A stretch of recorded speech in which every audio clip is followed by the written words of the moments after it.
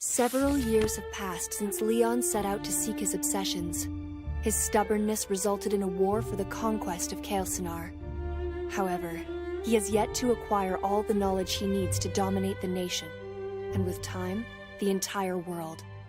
As part of Kael'Senar has fallen under his heel, the resistance has risen to stop him. The head of the rebels has hidden in the Ismaran forest. He has called for a council to end the war and destruction wreaked by Leon. He is aware that people need a hero to inspire them if he is to gain back the trust that continues to falter day after day. The head of the rebels is none other than Raymond, the wizard who once ruled the Tower of Balinor. He turns to a ranger to search far and wide for the only person who could take on the role of such a hero, the famed Daragast Layar. As Raymond mulls over the desperate situation, he sips a glass of wine in his austere tent. He indulges in a singular, quiet moment before the volunteer for Daragast's search is called inside. And Corin, a young, green-skinned woman, steps up. She's a sylph and an expert tracker. She belongs to a new race, another failed magic experiment. However, instead of isolating herself from the world, she wishes to be part of it, so as to give her life meaning. And Corin wishes for acceptance. She longs to leave behind all the years of abuse and mistreatments. She has joined the resistance, seeking deliverance from her past. And Corin, I'm glad you've come forward for this mission. I want to help the cause, Raymond. Sylph replies. Where do you suggest I begin? The most recent intel we have dates a few years back and comes from 3 different locations. You could try looking in the city of Akma, the forest of Rulath, or in Rost. Unfortunately, we can't tell which are trustworthy. I'll depart immediately, Ancoran declares. I'll be eagerly waiting for your return. Ancoran bows to Raymond and takes her leave to start packing for her journey. She needs supplies, weapons, and money. But first, she needs to choose where she's heading.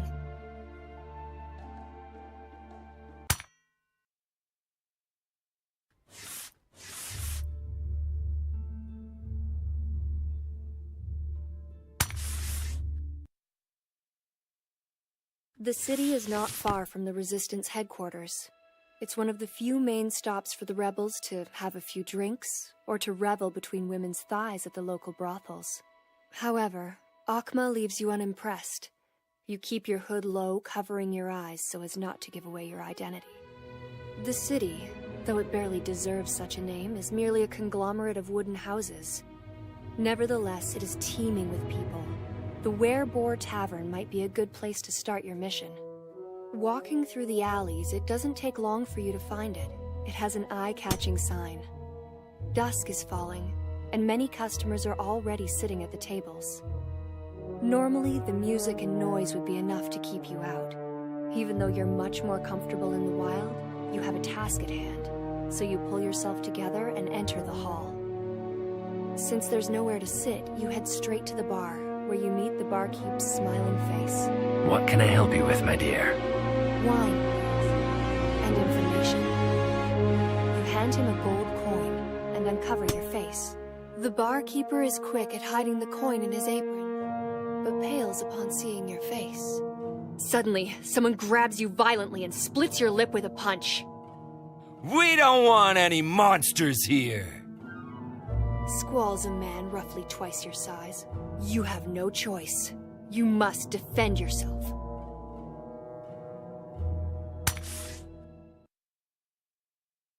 While imposing, the man you're facing is quite clumsy. Since your first fighting lesson, you've been taught that the weakness of larger opponents are their legs. You surprise your adversary by kicking him in the knee. He drops to the ground, grunting painfully, but can't avoid your punch straight to the chin, which knocks him unconscious. Just as you think you've dealt with the problem, you notice the tavern has fallen quiet, and the bystanders are glaring at you. There must be at least 20 of them. Common sense comes to your aid, and you run from the tavern before things get worse.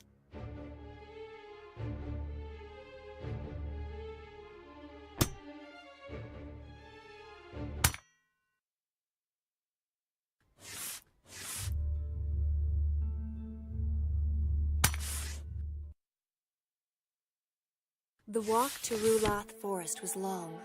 Before you is a dark maze of trees and entangled branches. You'd rather not go into the woods now, as it's evening. But you need to find Daragast as soon as possible, so you wander into the forest. The path unravels between the trees, and as you advance, you hear some wolves howling. You rush forward as the call of the wild beasts grows closer. Finally, you spot a trembling light in the distance. Perhaps the window of a cabin? You hope to get there before the wolves are upon you, but it's too late. 3 pairs of yellow eyes point your way, and you'll have to face them.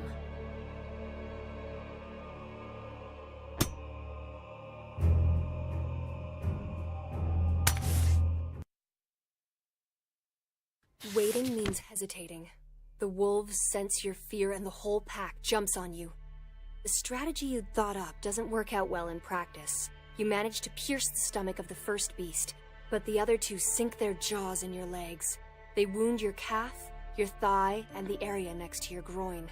You fight desperately to get them off you, but your strength abandons you and your vision grows cloudy. You feel a warm rivulet drip down your leg and drop down to the ground as the jaws of a wolf close around your throat.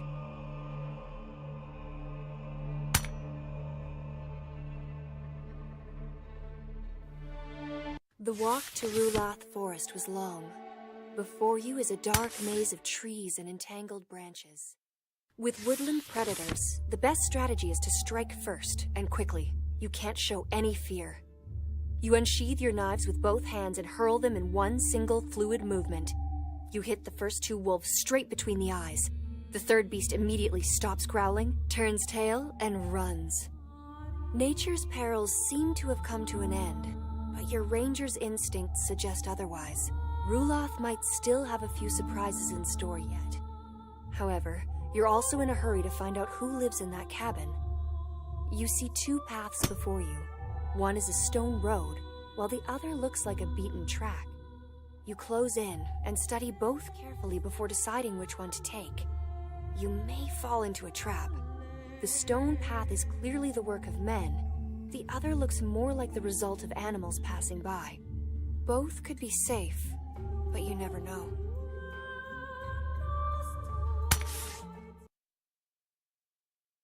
The path you've chosen seems to lead away from the cabin. It keeps changing its course. You're afraid you might run into more wolves, or perhaps some other nocturnal creatures. Darkness is falling fast, and even though you're an expert, you'd rather avoid traveling like this.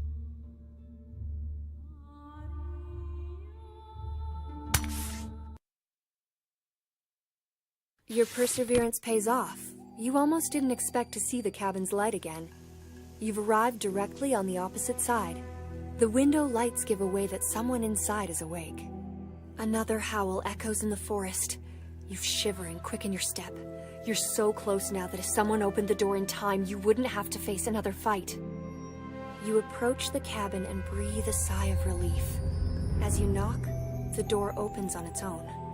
Inside, the light of several candles reflects on hundreds of glass vials, diffusing a red glare. There are so many you can barely count them. An old blind woman sits at the center of the room. I've been expecting you, Ankoran the Sill. She whispers with a squawking voice. How do you know my name? I know many things, and I foresee others. I'm rarely wrong. Are you a seer? Yes. Can you help me? You ask her, your heart racing. It will cost you 2 golden coins, 1 for each eye. Without a single word, you place the coins on the table. You've come prepared. I'm looking for a man, a warrior. His name is Daragast Layar. There is no one with that name. He's dead, then.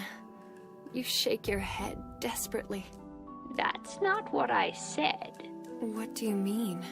You need to ask the right questions. Where can I find the person who lived by that name? That's better. The old woman smiles and continues. Look for him in Rost. What's he doing in Rost? He plays a different instrument, but the song remains the same. You'd like to ask more questions, but the old lady raises her hand. Rest on the straw mattress in the back of the room. You'll resume your journey tomorrow morning. Your instincts suggest not to object, and you go lie down. The following morning, you wake up to find the house deserted, and you feel empty somehow. You resume your path right away. The village is quite rural and is mainly dwelt in by farmers and shepherds. You have no idea who to look for. Perhaps they've seen strange creatures already. You ask a few people for Daragast Lyar, but no one can help you. You get to the blacksmith's shed, and a grizzled man with a toned body quickly glances at you. He continues striking at the horseshoe he's working on with his hammer. The metal seems to be singing. How may I help you? The blacksmith asks. I'm looking for a man. Name? Daragast Lyar. The blacksmith nearly loses his grip on the hammer. He's dead. Something tips you off, and you continue to press the man. I don't think so. Your reaction speaks volumes. The blacksmith threatens you with his hammer, his eyes flaming. You'd better listen to me and go back where you came from.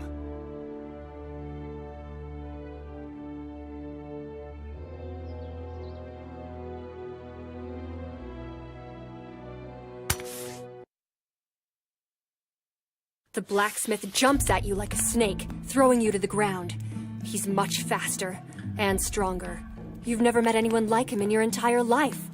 The hammer rises over his head and stops, but an inch from your nose. You don't say one word. Both of you are wheezing, shocked by what has just happened. Suddenly, the blacksmith stands up and lets you free. You are an Ismaran, right? You get to your feet as well, and nod. Who leads you? Raymond. Tell him I'll be with you in a few days. Without replying, you turn on your heels and leave. The blacksmith, Daragast, enters his home.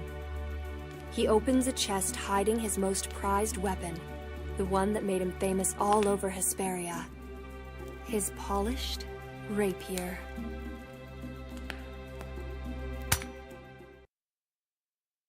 The blacksmith, Daragast, enters his home. He opens a chest, hiding his most prized weapon. The one that made him famous all over Hesperia, his polished rapier. For years now, peace has been reigning over the continent of Hesperia. The feats of ancient heroes, warriors, and magicians will live on as legends and children's bedtime stories. Everything is back to normal. Markets and trades are flourishing, raids of marauders are rare, and brigands have mostly taken to dwell in hidden groves and forests. However, wizards have lost control over their dark experiments. The Tower of Balinor has become the cradle of new races and monstrous creatures. They now roam free in the lands of Kael'Sanar and beyond. Leon, a powerful wizard withdrawn to the shadows, belongs to this world. Leon plans to carry out his obscure designs and bring back the darkness of his own past. He had studied at Balinor under the great wizard Raymond until he decided to take his own path.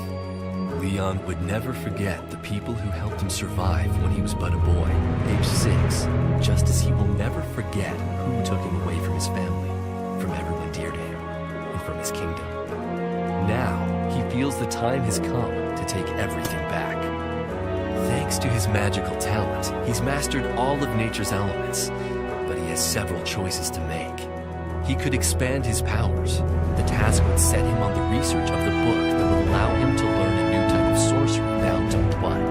His own master had revealed to him the existence of a manuscript. Or he could look for a tomb hiding a crucial artifact, a relic containing the blood of 2 ancient wizards. They both had the power to dominate all 4 of nature's elements, just as he. Of course, he could also recruit some allies. What would be better than befriending a dragon? A hooded figure trudges through the rain, supported by a cane just as tall as him. He has just left the Tower of Balinor and has no intention of turning back. He meditates on his ambitions and craves a new beginning for his life. His heart beats madly as he steps along the path. The dull sky, laden with clouds, mirrors the torment grasping his chest.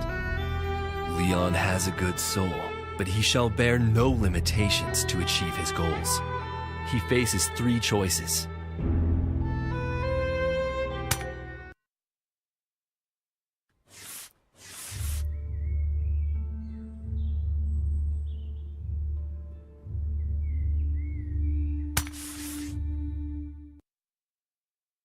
Leon decides to go after the Book of Blood Magic. He heads northwest for the city of Remagast, close to the border with the cold desert. He might find an old acquaintance there to start issuing his first commands. His journey proceeds smoothly, and after about 1 day, Leon crosses the city gates. His eyes meet a ghastly scene. Remagast is still in ruin. Triumvar Lotanor, the blood wizard who tried to take over Kael'Sanar, had dealt it a harsh blow. Though the wizard was defeated, he had been able to hide away the secrets of his sorcery. Leon had been able to gather such information due to being closely tied to the wizard's story. Their hearts were just as dark. He moves among the alleys of the city, heading to a tavern with a sign so badly faded that the name can no longer be read. He has the feeling that his man might be within those walls. The hall is crowded, and the noise is deafening. Nobody notices his entrance, save for a bald, pale head, which turns to face him. His pointed ears move as if they have a life of their own. Leon recognizes him right away and heads for the elf's table. Good day, Ankalimo. Good day to you, Leon. What brings you here? My design is moving forward, declares the wizard with ill-concealed pride. What do you need me to do? Head to Snelfos, gather the army, take the city, and ready yourselves to move against Balinor, Leon orders. Has the time finally come? Indeed. What are you going to do? Asks Ankalimo, intrigued. I will retrieve something which will render us invincible. No time to lose, then. We need to act now, declares Leon. Leon indulges in a night of restful sleep to restore his energy. After fleshing out the last details of his plan with Ankalimo, he resumes his journey to the north. First, however, he must carefully choose the enchantments he'll rely on. Triumvar Lotanor was able to bend all of nature's elements to his will, so he needs to be ready for any circumstance. As evening falls, the wolves' howls echo in the ominous landscape. The wizard comes across an imposing jet tower. Searching around the complex, he locates the door with surprising ease. Leon is skeptical. He had expected some sort of magical ploy to be hiding it. Perhaps all of Triumvar's enchantments were lifted upon his death. However, his sixth sense warns him that something isn't quite right. Examining the tower thoroughly, he finds the bones of a mouse. A trap appears to still be operational. Leon studies the corpse closely and analyzes the ground around it. He notices that the bones are broken and the soil seems to be overturned. The wizard must now choose which magic to use to safely enter the tower.